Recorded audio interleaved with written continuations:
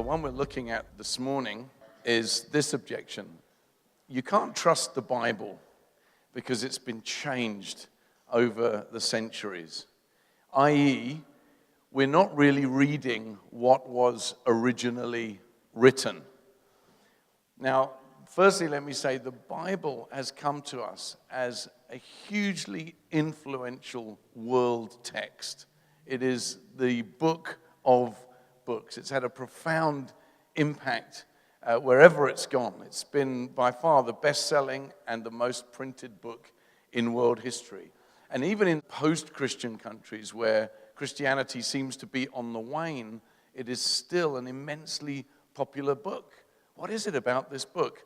For example, there was an article in the London Times that said, forget the British modern novelist and TV tie-ins. The Bible is the biggest-selling book every year. If cumulative sales of the Bible were frankly reflected in bestseller lists, it would be a rare week when anything else would achieve a look-in. It is wonderful, weird, or just plain baffling in this increasingly godless age when the range of books available grows wider with each passing year, that this one book should go on selling hand over fist, month in, month out. All versions of the Bible sell well all the time. Can the Bible Society offer an explanation? Well, I'm told disarmingly, it is such a good book.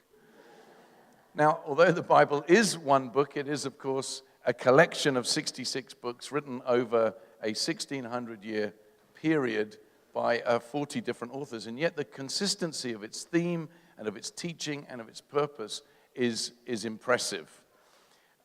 But hasn't the church changed all of this over the centuries? You know, we've got something surely that was different. Now, that was something that I believed before I began investigating Christianity. I thought it was an accepted fact that everybody knows the Bible has been messed with and changed, and what we've got is a kind of remnant with lots of additions now compared to what was originally written. Perhaps some sayings of Jesus are in there somewhere, but you kind of would have to discern. So for myself, my own opinion was summarized in an entry I made into a journal before I became a Christian, where I said the Bible is a dead book, a book not to be trusted, simply because one cannot tell how much is the word of the church, i.e. political, and how much is the word of Christ, i.e. spiritual.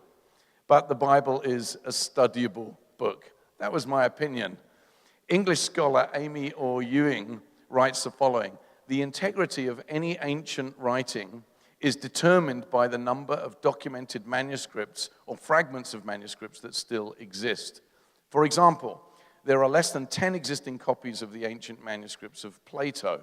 These can be studied and compared in order to determine the accuracy and quality of the transmission of his writings throughout the years. The oldest of those manuscripts is a copy dating about 1,400 years after the work in question was originally written. The text is respected and read in the present day. When it comes to the Bible, there are over 5,000 handwritten manuscripts in the Greek language in support of the New Testament alone that help us ensure the accuracy of its writings. And many of the earliest copies are separated from the originals not by 1,400 years, but by only 25 to 50 years. So let's just briefly look at some examples to compare well-known ancient texts with the New Testament. You can see from that graph that the New Testament stands up extremely well in comparison to other documents of a similar age. You can see there, compared to the time lapse, which is so much shorter, and the incredible number of copies that we have, well over 5,000 in Greek, well over 24,000 early translations from Greek into other languages as well. So we can see the closeness of the copies to the time of writing, but also the sheer volume of manuscripts that are available for us to cross-reference for accuracy or any changes. Dr. Dirk Jonkind, who's a textual critic at Cambridge University, illustrates how the number of manuscripts help us by talking about comparing watches. So if you were to imagine that you're in a room, you've got your watch on, you've got the time, someone else comes in, they've got the same time, someone else comes in, and there may be a minute or two out, And then more and more people are added into this space, and the overwhelming majority have exactly the same time. The one or two that are a minute out either way, that's not a serious issue. And then if you've got someone who comes in and he's clearly like 45 minutes off, you know that's not authoritative.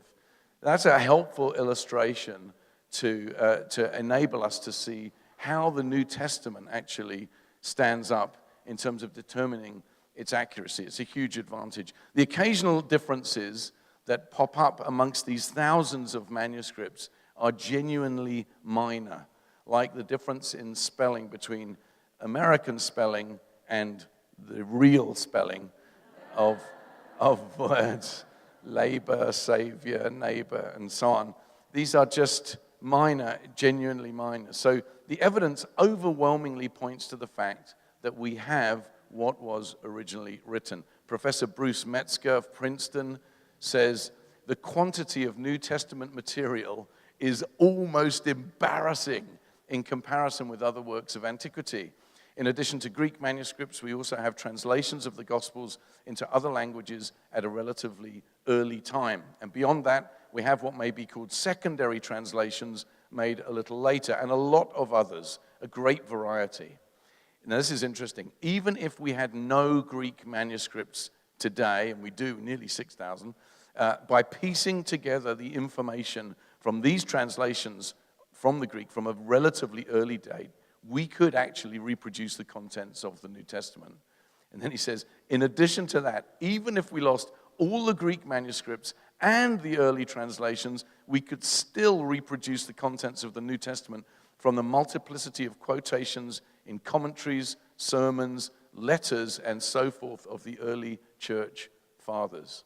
So there's such a wealth to be able to cross-reference. Professor F.F. Bruce, Manchester, said, there is no body of ancient literature in the world which enjoys such a wealth of good textual attestation as the New Testament. And Sir Frederick Kenyon, who was director of the British Museum and author of that runaway bestseller, The Paleography of Greek Papyri, writes, the interval then between the dates of the original composition and the earliest extant evidence becomes so small as to be in fact negligible. And the last foundation for any doubt that the scriptures have come down to us substantially as they were written has now been removed. Both the authenticity and the general integrity of the books of the New Testament may be regarded as finally established. Wow. And just to mention in closing, new discoveries are happening all the time. So Dr. Yonkind at Cambridge mentioned to me that each year, one or sometimes two new old manuscripts or fragments are found, which continue to contribute to the overwhelming evidence for the accuracy of the New Testament. Each year there's one or two fragments and they line up beautifully. The BBC reported that a scroll dating back to at least the 3rd century, which was discovered in the 1970s, but was so damaged that scientists were unable to unravel it. If they'd begun to unravel it, it would just fallen to pieces, so it had been left. But last year, they reported that researchers were able to use cutting-edge 3D digital analysis of X-rays of the scroll, and then in the computer were able to look at its contents, and to their delight, they could read it. It was a copy of Leviticus. The BBC reported that scholars working on the project were able to assert that, quote, the text is 100% identical to the version of the book of Leviticus that has been in use for centuries. Isn't that wonderful? So it's not a matter of opinion, how I feel about this. Leading experts working in the very field of textual criticism continue to tell us that we do indeed have what the authors originally gave us. So can you trust that what you have is what was originally written? The answer is yes. And let me commend it to you. It's a book that's well worth reading.